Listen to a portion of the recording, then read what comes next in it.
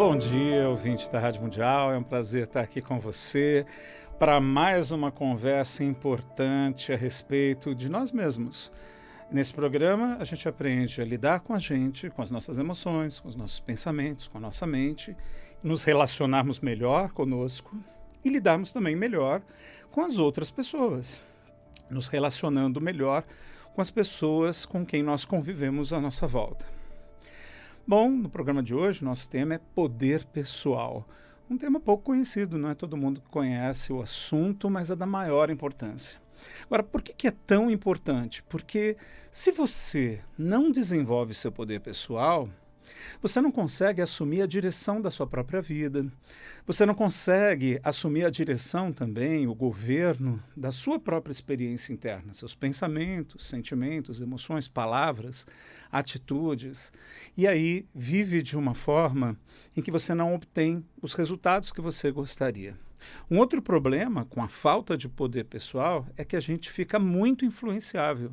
Sabe quando você recebe influência excessiva de outras pessoas e tem tanta pressão social muitas vezes e pessoas dizendo o que a gente tem que fazer? Então a opinião das pessoas, a pressão social pode, se a pessoa não tem o poder pessoal, desviar ela do caminho dela. Ela não tomar decisões e fazer escolhas baseadas nos seus valores, nas suas crenças, acaba sendo guiada pela sociedade que está à volta dela. A falta de poder pessoal causa isso na nossa vida. E aí, ao longo do tempo, você pode desenvolver, inclusive, dependências emocionais, tanto de circunstâncias, de situações, para que você possa se sentir bem, quanto de outras pessoas. Isso gera uma dependência que pode evoluir para uma codependência emocional, por exemplo, de outras pessoas, que é bastante patológico e prejudica as relações. Além de tudo, você pode muito facilmente entrar num papel de vítima, num estado interno de vitimização, quando acontecem problemas, por causa da dependência excessiva de que tudo à sua volta esteja bem, para que você fique bem, para que você se sinta bem. Existe também um outro fator, que é você conseguir lidar bem com desafios. Porque, como eu disse agora, uma pessoa que falta a ela um poder pessoal, ela reage muito forte aos eventos quando eles acontecem. Por conta disso, é difícil para ela se recuperar rapidamente e lidar com desafios, adversidades e superar. Então, veja como é importante para todos nós, a gente deveria aprender isso desde a infância, a desenvolver o nosso poder pessoal. Só que agora, talvez a pergunta que você tenha na mente é, mas espera aí, Maurício, o que exatamente é o poder pessoal? O poder pessoal é essa capacidade que nós temos de ficar mais independentes emocionalmente das situações e de outras pessoas, um pouco mais centrados em nós mesmos para a nossa tomada de decisão, sendo capazes de dirigir a nós mesmos e a nossa vida adequadamente. Bom, e o poder pessoal, ele vai depender de um ego fortalecido, mas ao mesmo tempo equilibrado e saudável. Agora, deixa eu explicar que enfoque é esse que eu vou dar para essa palavra ego, que é usada em tantas áreas diferentes, né? Na psicanálise, por exemplo, ego é uma das estruturas da personalidade junto com id e superego. Nós não vamos falar sobre isso, ego como estrutura de personalidade, não se trata disso, tá? Também nós temos, na espiritualidade oriental, a ideia de ego como algo a ser superado, é ruim. Por quê? Porque ele está associado a egoísmo, a separatividade em relação às outras pessoas. Então, a ideia, né, é que a pessoa supere esse egoísmo e o sentimento de separatividade e alcança uma iluminação espiritual. Não é desse conceito de ego como egoísmo e falta de conexão com os demais e falta de bondade que nós vamos falar hoje, tá? Tem também uma outra coisa que é importante distinguir, é que na cultura popular as pessoas associam ego à arrogância. Ah, fulano está com ego inflado. Também não é disso que eu estou falando, tá? Nós vamos falar aqui a respeito dessa palavra ego a partir da definição que o doutor Paul G. Stoltz, que é um grande pesquisador de poder pessoal e resiliência atual, né? E o Lucas Derks, que é também um treinador e pesquisador holandês. Os dois pensam ego simplesmente como senso de eu, percepção de si mesmo. É apenas eu. como eu me percebo, de que maneira eu me vejo e me percebo, como eu sinto que eu sou. Então, quando você tem um ego saudável, fortalecido e equilibrado, você tem uma boa percepção de si mesmo. Você tem uma boa percepção das capacidades que você tem, dos potenciais, e ela é realista, não é exagerada e nem é diminuída. Tá? Então, tem pessoas que têm um ego exageradamente fraco. O que acontece com elas? Elas frequentemente têm uma percepção distorcida e diminuída de si mesmas. Elas se enxergam, às vezes, como inferiores ou menos, ou elas têm uma dificuldade também de colocar limites saudáveis nas outras pessoas e permitem muito facilmente invasões do seu espaço pessoal. E tem pessoas que podem ter um ego extremado, muito exagerado, né? E que elas fazem o contrário daquelas que têm um ego fraco. Elas exigem as coisas do jeito delas, elas invadem o espaço pessoal dos outros, né? Não têm uma capacidade de perceber os limites das outras pessoas.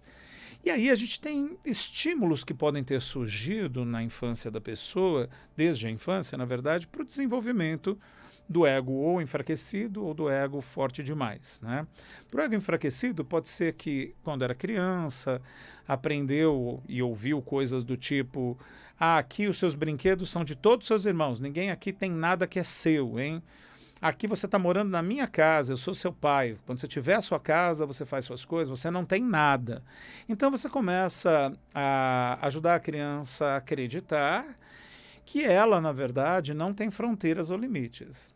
Pessoas também que, durante a infância, foram invasivas, não havia nenhum respeito básico ao mínimo de privacidade que todo ser humano pode ter, né?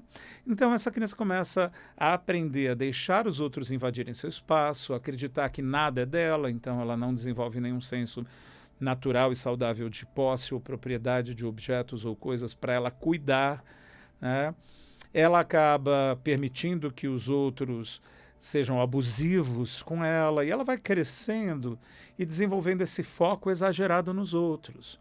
A outra pessoa, a opinião do outro, como o outro a vê, fica o foco de atenção dela e aí ela não consegue dizer não, tem muitas dificuldades de afirmar aquilo que ela quer, porque o ego está enfraquecido demais, impedindo o poder pessoal, o empoderamento pessoal.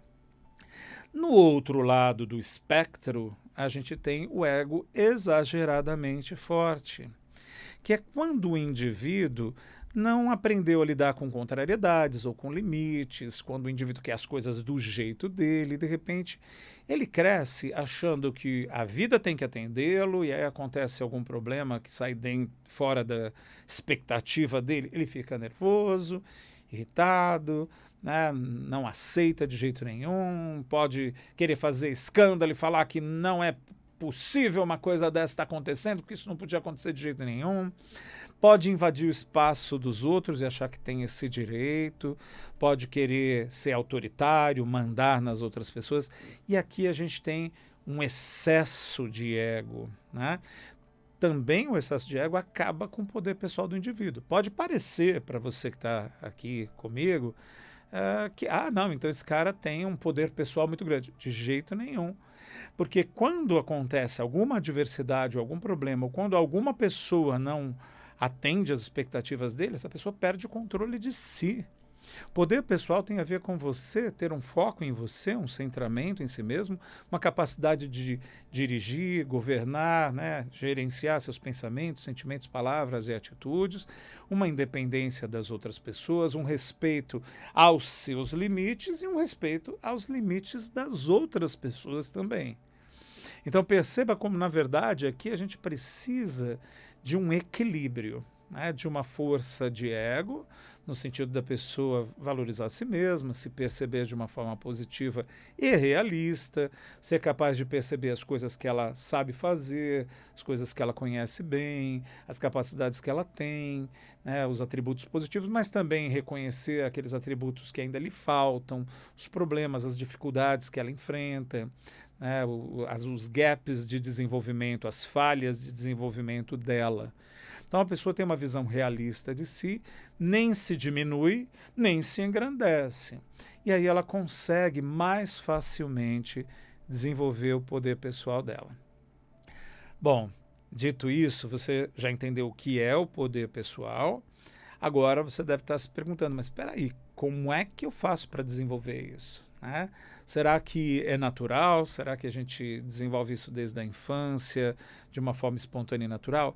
É possível que você, durante a infância, a juventude impressionável, tenha observado pessoas que tinham um bom poder pessoal, conviveu, né, com familiares ou com professores, pessoas que foram impactantes na sua vida, adultos que tinham um bom poder pessoal, que eram mais independentes em relação aos eventos e às pessoas, que conseguiam ter uma reação qualitativa quando uma adversidade acontecia, né? Conseguiam responder de forma habilidosa aos problemas, ao invés de desanimar e achar que não havia nada que podia ser feito, ou então esbravejar. Você pode ter presenciado isso e aprendido a partir da convivência. E aí, com certeza, você já desenvolveu uma parcela de poder pessoal. Todos nós temos já um pouco de desenvolvimento, porque nós temos exemplos bonitos de pessoas empoderadas, resilientes, que a gente conheceu na vida. Mas não é uma coisa que se desenvolve naturalmente, tem que aprender mesmo. Sabe? Infelizmente, a gente tem aprendizado social que é o contrário disso. Você vê personagens, por exemplo, em filmes, novelas, em obras de ficção, que se desequilibram completamente, perdem o controle de si mesmo, das emoções, quando problemas acontecem, ou que entram num estado de desistência total e desânimo quando problemas acontecem. E esses personagens acabam fazendo sucesso com o público, as pessoas gostam de assistir quando tem esses personagens, os grandes vilões, ou as pessoas que se deprimem, né, os dramas, por assim dizer. Então a gente tem uma espécie de treinamento social em desempoderamento pessoal, sabe, em vitimização, e a gente vai ter isso com o auxílio da mídia, dos meios de comunicação, dos profissionais de educação, de profissionais da saúde, porque as pessoas acabam transmitindo para a gente aquilo que elas próprias têm como maneira de lidar com a vida e administrar os problemas. Então a gente acaba tendo muitos exemplos também de desempoderamento pessoal. E aí, como é que a gente faz então, se a gente quiser agora desenvolver o poder pessoal? Em primeiro lugar, a primeira coisa que a gente precisa conseguir fazer é distinguir que coisas estão no nosso controle, que coisas a gente consegue controlar. E essas coisas se referem exclusivamente a nós. Tá? A gente consegue controlar, por exemplo, e governar pensamentos deliberados. Então, eu posso decidir pensar em algo deliberadamente, colocar minha atenção num determinado trabalho e focar a atenção ali. Posso decidir que eu vou criar bons pensamentos num determinado horário do dia, relembrar coisas positivas para melhorar meu estado interno, né? E assim posso construir emoções positivas para mim. Posso escolher como é que eu vou expressar minhas palavras, né, como é que eu vou me comportar. E fica um pouco mais por aí a nossa zona de controle. Tá? Também posso controlar meus horários, a minha programação, minha agenda. É claro que tem fatores externos que podem mudar, né, a minha programação, mas eu posso me organizar, né, e gerenciar o meu tempo, por exemplo. Posso determinar como algumas tarefas são feitas e por aqui fica o controle que nós temos. Nós não temos controle sobre pensamentos involuntários que emergem na nossa mente ou emoções que são praticamente uma atividade bioquímica que acontece, que muda batimento cardíaco, respiração e tudo de forma involuntária e que de repente você não tem como controlar aquilo, mas você tem como tomar consciência, lidar com aquilo, gerenciar, perceber se você vai expressar ou não. Tá? Então nós temos muitos aspectos em nós, inclusive do nosso funcionamento corporal, a maior parte do nosso funcionamento corporal, os processos enzimáticos, movimentos peristálticos do intestino, as trocas entre células, a gente não controla nada disso. Tudo isso está acontecendo abaixo da nossa consciência. No entanto, a gente tem um poder de influenciar com os nossos hábitos, alimentação, com o nosso sono, com as escolhas que a gente faz, com os conteúdos que a gente absorve. Isso tudo pode afetar os pensamentos que a gente tem, as emoções que emergem em determinados momentos, o nosso funcionamento corporal, por exemplo. Eu não posso afetar os movimentos peristálticos do meu intestino num sentido de controlá-los, mas eu posso escolher alimentações, alimentos que possam melhorar a minha atividade, meu trânsito intestinal. E aí eu faço um poder de influência positiva sobre mim. Tá? Então vamos entender que a gente precisa aprender a distinguir o que a gente controla e influencia daquilo que a gente nem controla nem influencia, sobre o qual nós somos impotentes. E a primeira parte, que é o controle, se refere a nós mesmos, e tem uma parte de influência também referente a nós mesmos. Agora, falando sobre influência, nós temos um potencial de influenciar outras pessoas. E quais são essas pessoas? Aquelas que estão abertas à nossa influência, mesmo que tenham relacionamentos íntimos e próximos. Se a pessoa está fechada à nossa influência, ela nem é influenciável. Mas uma pessoa que está aberta à influência, ela pode receber uma influência positiva que você oferece a ela porque ela quer e porque ela está aberta a isso. E uma pessoa pode estar aberta conscientemente a receber uma influência positiva, mas inconscientemente pode ter resistências também. Então ela pode querer, desejar e mesmo assim não receber uma influência positiva. O que eu estou fazendo aqui, por exemplo, falando com você, é exercendo esse poder de influência positiva sobre você. Pode ser que você esteja completamente num estado de abertura para receber isso, mas tem ali resistências inconscientes que impedem, não é verdade? Então, para a gente entender os limites que a gente tem em relação a influenciar outras pessoas.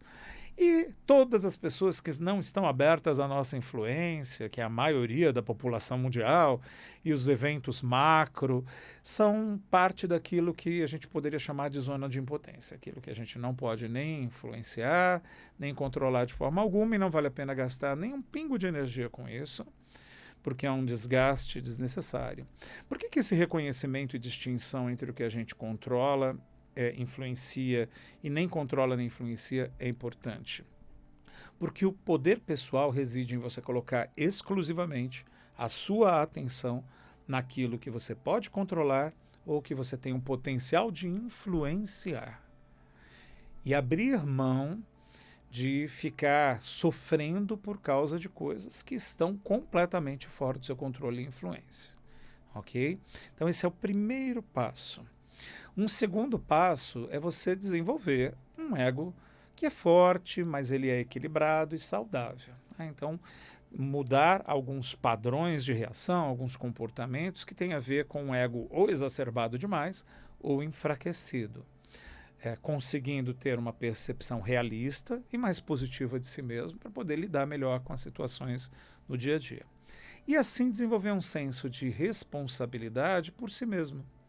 É uma autorresponsabilidade e um sentimento de ser dono mesmo, dona de seus pensamentos, sentimentos, palavras e atitudes.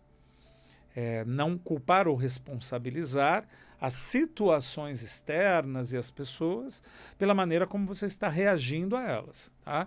Então, eu não vou culpar o momento, os problemas do país, as pessoas, as situações, pelos tipos de pensamentos que eu tenho, sentimentos, palavras e atitudes.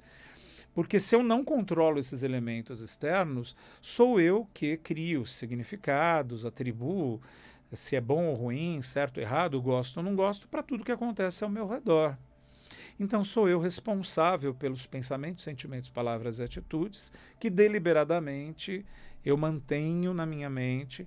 E se eu não consigo, por exemplo, me responsabilizar por pensamentos que são intrusivos ou emoções que emergem, eu posso me responsabilizar por como eu vou lidar com isso, como eu vou gerenciar esse tipo de atividade involuntária da mente. Tá?